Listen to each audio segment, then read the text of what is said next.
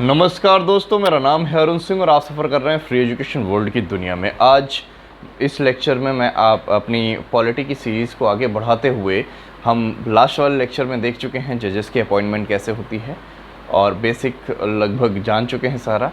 थोड़ा सा रह गया था तो मैं इस लेक्चर में कवर करूँगा। इसमें मैं कवर करूँगा पहली बात तो इंडिपेंडेंस ऑफ सुप्रीम कोर्ट, ये कैसे इंडिपेंडेंट रहता है इस बारे में जानेंगे।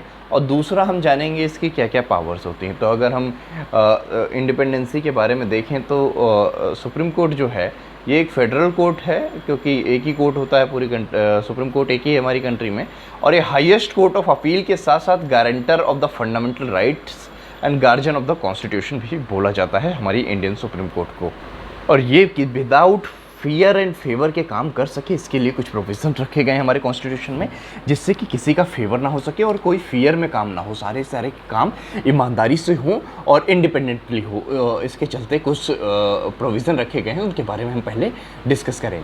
तो पहला तो आप सभी को पता है मोड ऑफ अपॉइंटमेंट। मैं पहले लास्ट वाले लेक्चर में भी पढ़ा चुका हूँ। अपॉइंटमेंट के बारे में हम बात करें तो अपॉइंटमेंट जो है पूरी तरीके से एग्जीक्यूटिव फ्री है। एग्जीक्यूटिव का इसमें कोई रोल नहीं है। गवर्नमेंट का एक तरीके से कह सकते हैं ज़्यादा कुछ खास रोल नहीं होता है।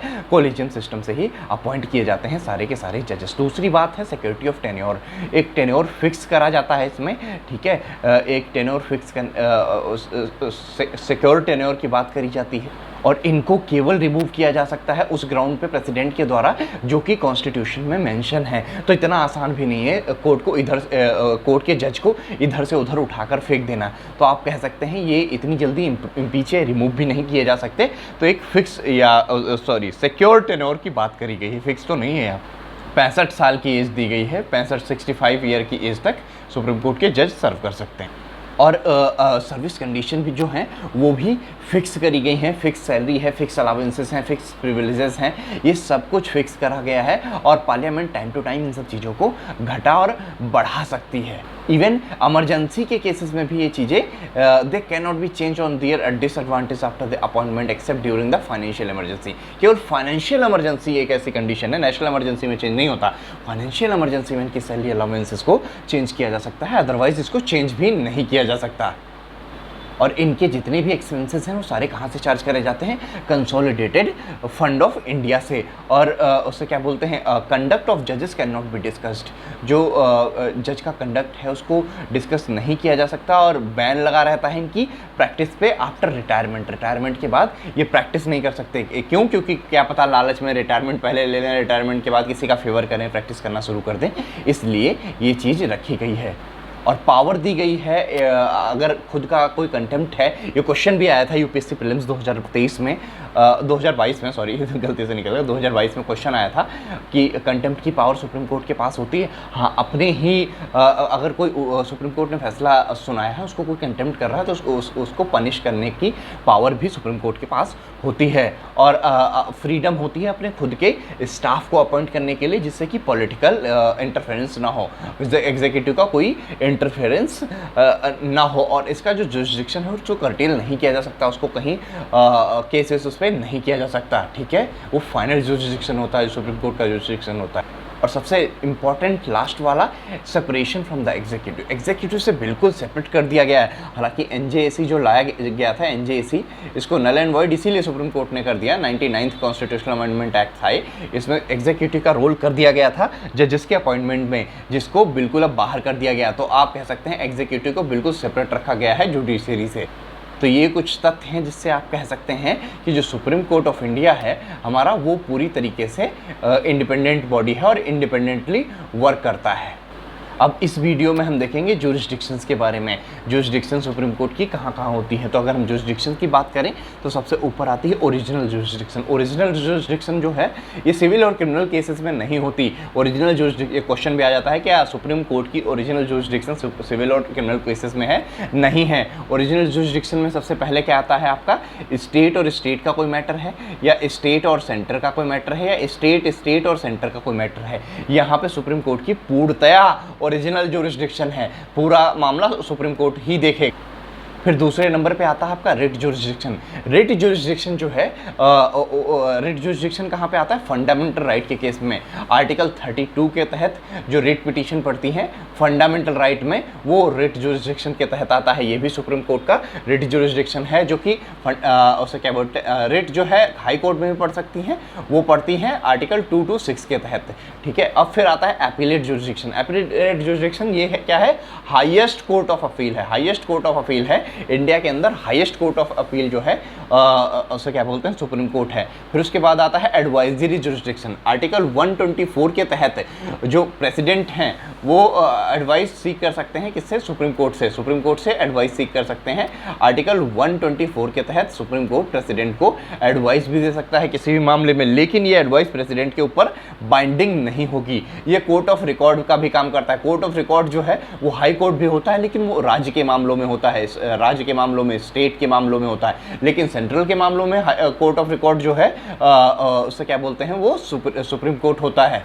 और एक पावर इसकी जुडिशियल रिव्यू की पावर है। जुडिशियल रिव्यू की पावर भी हाई कोर्ट के पास है, और पावर ऑफ जुडिशियल रिव्यू जो है सुप्रीम कोर्ट के पास भी होती है। जुडिशियल रिव्यू कर सकता है किसी भी फैसले का, या किसी भी बिल, कोई बिल पास हुआ उसका भी जुडिशियल रिव्यू सुप्रीम कोर्ट कर सकता है। और कॉन्स्टिट्यूशनल इंटरप्रिटेशन, संवैधानिक मामले में इंटरप्रेट कर सकता है। अब अगर हम बात करें अमेरिकन सुप्रीम कोर्ट और इंडियन सुप्रीम कोर्ट के बेसिक डिफरेंस में, तो अमेरिकन फेडरल सुप्रीम कोर्ट जो है उसके पास जो है मिलिट्री पावर्स भी हैं। हमारे सुप्रीम कोर्ट का मिलिट्री पावर से कुछ इंटरफेरेंस होता ही नहीं। हमारे यहाँ मिलिट्री का कोर्ट बिल्कुल अलग होता है। ठीक है, तो ये था बेसिक हमारा सुप्रीम कोर्ट के पावर का।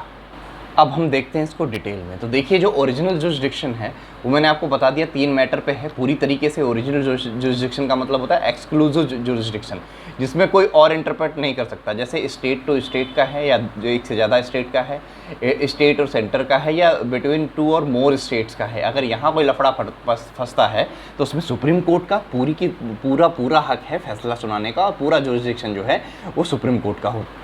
रिट जुरिस्डिक्शन की अगर हम बात करें तो जो फंडामेंटल राइट्स हैं वहाँ पे कुछ रिट्स दी गई हैं, जैसे हैबीज कॉर्पस हो गया, मैंडमस, प्रोहिबिशन, को वारंटो, सर्शियोररी। ये इन सब के फंडामेंटल राइट के इन्फोर्समेंट के लिए रिट के थ्रू पिटीशन पड़ती है। इस पे पूरा जुरिस्डिक्शन जो है वो सुप्रीम कोर्ट का होता है आर्टिकल 32 के तहत। लेकिन 226 के तहत हाई कोर्ट में भी आप रिट पिटीशन डाल सकते हैं। और एक और इम्पोर्टेंट चीज़, रिट के मामले में हाई कोर्ट का जो अधिकार क्षेत्र है वो सुप्रीम कोर्ट के अधिकार क्षेत्र से बड़ा होता है, क्योंकि उसे क्या बोलते हैं, यहाँ पे सुप्रीम कोर्ट में सिर्फ फंडामेंटल राइट्स के मामले में रिट डाल सकते हैं, हाई कोर्ट में लीगल राइट्स वगैरह भी आते हैं। अब सबसे कंफ्यूजिंग पार्ट आया है आपका एपीलेट जुरिस्डिक्शन। लेकिन कंफ्यूजन की कोई बात नहीं, आईएएस वाले भैया आपके साथ हैं, मैं आपका कंफ्यूजन दूर करूंगा। एपीलेट जुरिस्डिक्शन क्या है? हाईएस्ट कोर्ट ऑफ अपील जैसे कि सुप्रीम कोर्ट है, इसमें एपीलेट जुरिस्डिक्शन में चार तरीके की अपील आती हैं। Appeal in constitutional matters, appeal in civil matters, appeals in criminal matters, appeals by special leave. इन चारों के बारे में हम जानेंगे। पहले देखते हैं कॉन्स्टिट्यूशनल मैटर। यहाँ क्या है, यहाँ हाई कोर्ट का बहुत बड़ा रोल आ जाता है। अगर हाई कोर्ट सर्टिफाई करता है कि ये चीज़ अब इंटरप्रिटेशन रिक्वायर है, यहाँ पे कॉन्स्टिट्यूशनल इंटरप्रिटेशन हो रही है कुछ ना कुछ, और सुप्रीम कोर्ट तक ये फैसला जाना चाहिए, तो हाई कोर्ट सर्टिफाई करके सुप्रीम कोर्ट भेज सकता है इस केस को सीधा ये कॉन्स्टिट्यूशनल मैटर पे। पहला तो ये होता है।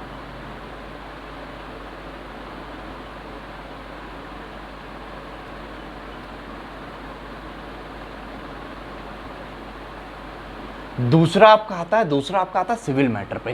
पहला आपका कॉन्स्टिट्यूशनल मैटर पे, वहाँ पे हाई कोर्ट खुद लिख के देगा या हाई कोर्ट सर्टिफाई करेगा, तब सुप्रीम कोर्ट में जाया जाएगा। दूसरा आता है आपका सिविल मैटर्स पे। सिविल मैटर में क्या होता है, इसके 2 पहलू हैं। कोई जनरल इंपॉर्टेंस का कोई लॉ है, कोई केस इन्वॉल्व है, उस टाइम पे उसे क्या बोलते हैं, जाया जा सकता है, या तो फिर उसे क्या बोलते हैं 20,000 के ऊपर का मामला है। लेकिन अब ये चीज़ हटा दी गई है, ओरिजिनली ऐसा था। जनरल इंपॉर्टेंस की कोई चीज़ है, लॉ ऑफ जनरल इंपॉर्टेंस कुछ अगर इन्वॉल्व है तो सिविल मैटर पे आप सुप्रीम कोर्ट जा सकते हैं। लेकिन पहले इसमें क्या था, ओरिजिनली अगर देखें तो 20,000 से ऊपर का अगर मामला है तभी जा सकते थे, ऐसे नहीं जा सकते थे। लेकिन इसको 30th कॉन्स्टिट्यूशनल अमेंडमेंट एक्ट 1972 के तहत हटा दिया गया था।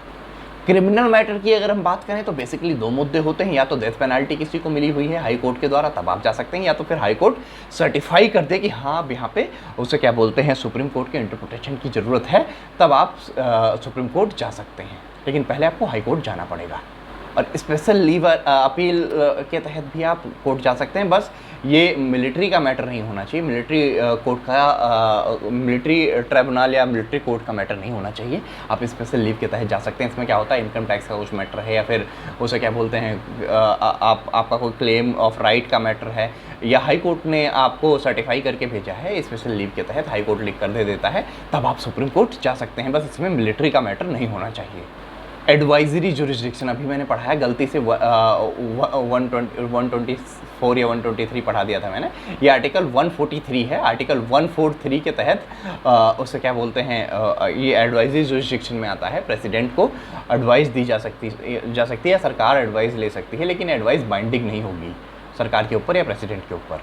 कोर्ट ऑफ रिकॉर्ड मैंने आपको पहले ही बता दिया, सुप्रीम कोर्ट सेंट्रल लेवल पे और हाई कोर्ट स्टेट लेवल पे कोर्ट ऑफ रिकॉर्ड होता है।